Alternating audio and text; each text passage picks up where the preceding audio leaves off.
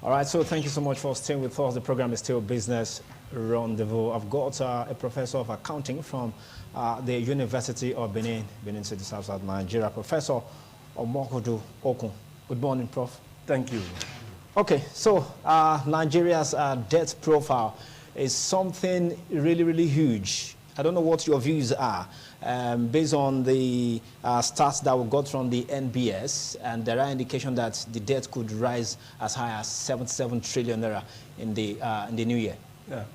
I think the first thing to say is that basically from the dimension of economics, finance, we normally say debt is not really bad as such. Okay. In finance, we call it leverage. Okay. That is to say something we use to, to improve your operations. Okay.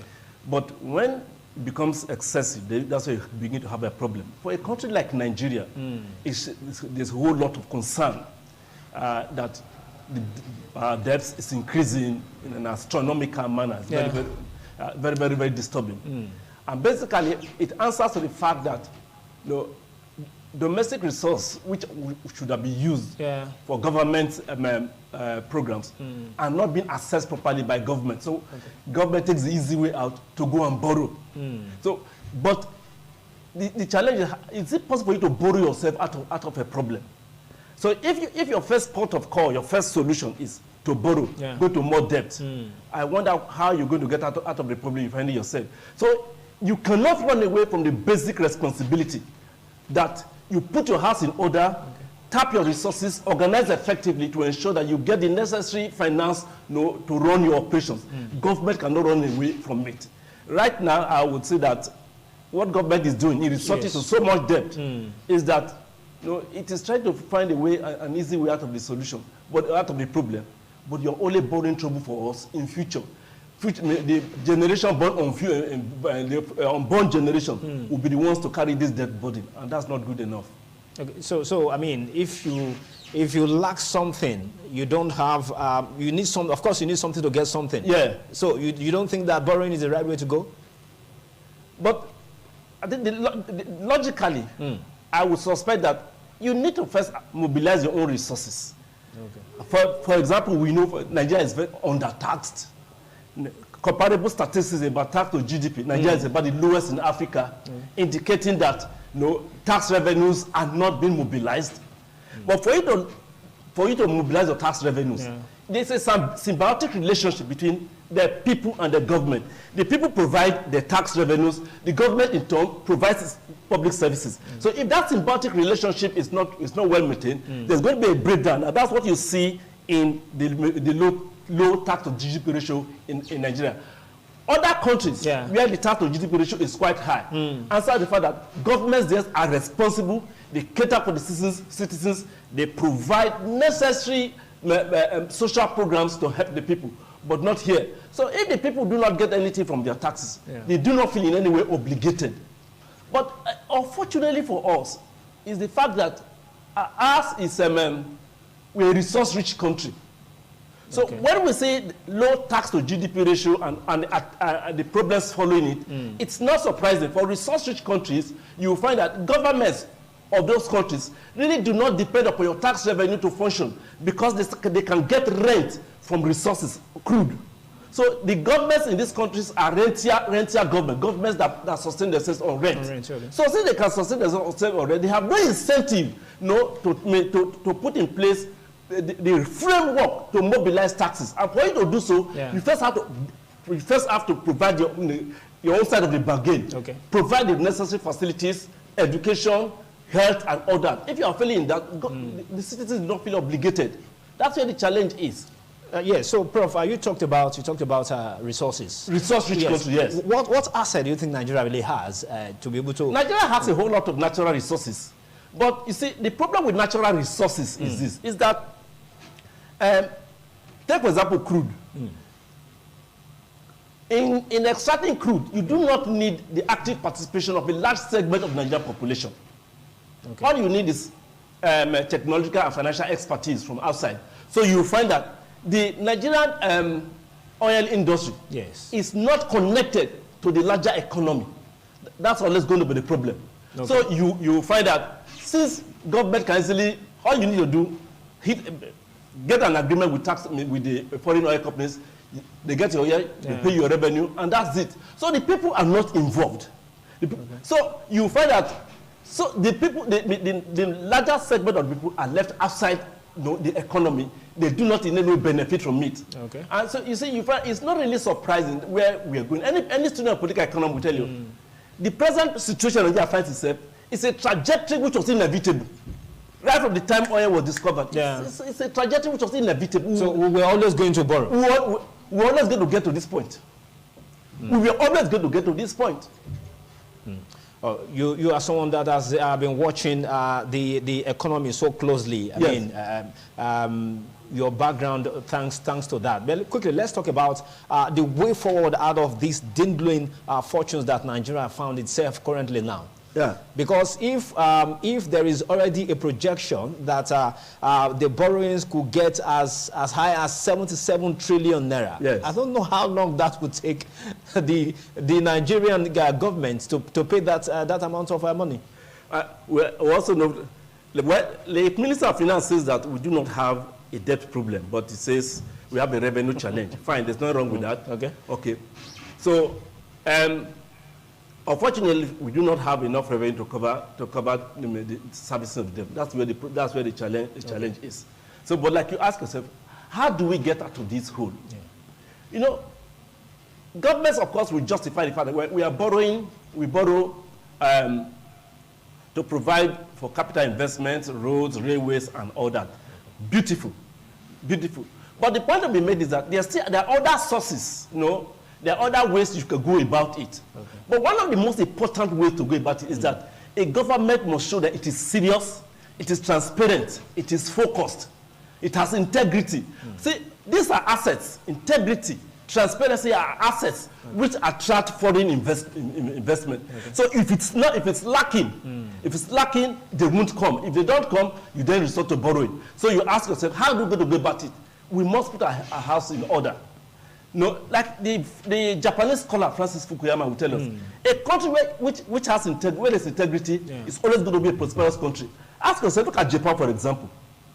No natural resources, but the third largest economy in the world. How did they get about it? The people, integrity, focus, industry, commitment. So the way to get out of it, where in the short run,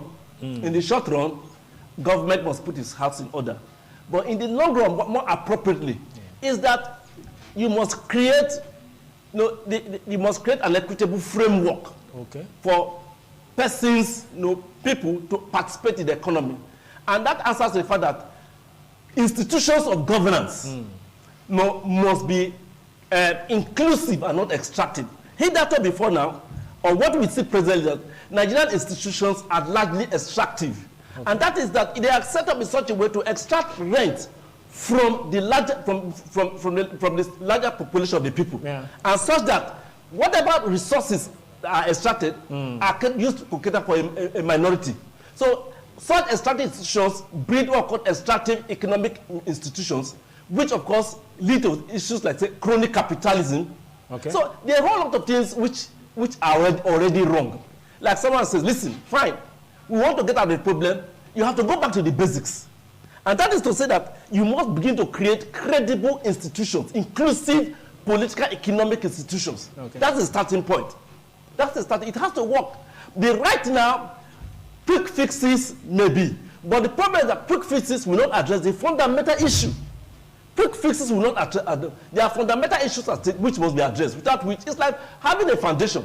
You have a foundation for a fourth flat, you put in a skyscraper, it's going to collapse in the final analysis. True. That's the situation we find ourselves. That's our proper knowledge of where we are. Okay, so at the level that we are currently in right now, you think the current administration can? Is there anything that this current government can do about? Winding down. This current administration is winding down. It's winding down. It's winding down. Okay, so this is more or less like something that a new government is going to inherit? Yes, but the challenge is we need a new government that will signal to the international community that it is serious. Okay. It is focused. It's intent on creating a level playing field. It's intent on having the rule of law, protection of investors, These are the kind of signals you send. And when you send the signals, foreign investors will respond. You see, the world is awash with investable funds, but they will only go to areas where they can get good returns and security of investment. And these ingredients I've mentioned, what are necessary. So for us, for this government is already one leader. Well, let us not concern ourselves with it. But for the new government coming in, it is imperative. The duty now is upon every Nigerian who has a PVC to ensure that the kind of government you're going to bring in is the one that has integrity, that is transparent, because that is what will get you out of this hole. Otherwise, we will remain in this hole, and of course with some dire consequences. You talked about maybe we want to deviate a little bit. I mean, because you cannot really have a discourse like this without bringing some political element into all of it. So, okay, so you've talked about electorate using their PVC to vote a transparent candidate and all of that. How do you really, I mean, from the campaigns that you've seen so far, you are somebody who, of course, has been following events. From the campaigns you've seen so far, how would you really want to say this is a rather transparent, ideological kind of campaign? Well, no, the campaigns are devoid of ideology, definitely. Oh, but I'm not so much concerned about that. Okay. Yeah, I understand where our challenge. We seem to be in a hurry. But listen, like a generation must make the sacrifice for a future generation, to reap out of it. I suspect, I imagine that this present generation must make the sacrifice. We must make this. We must make the sacrifice, and to that extent, for those who are campaigning, democracy has its challenges. Okay. Democracy has its drawbacks. But the cure for the challenges of the shortcomings of democracy is more democracy.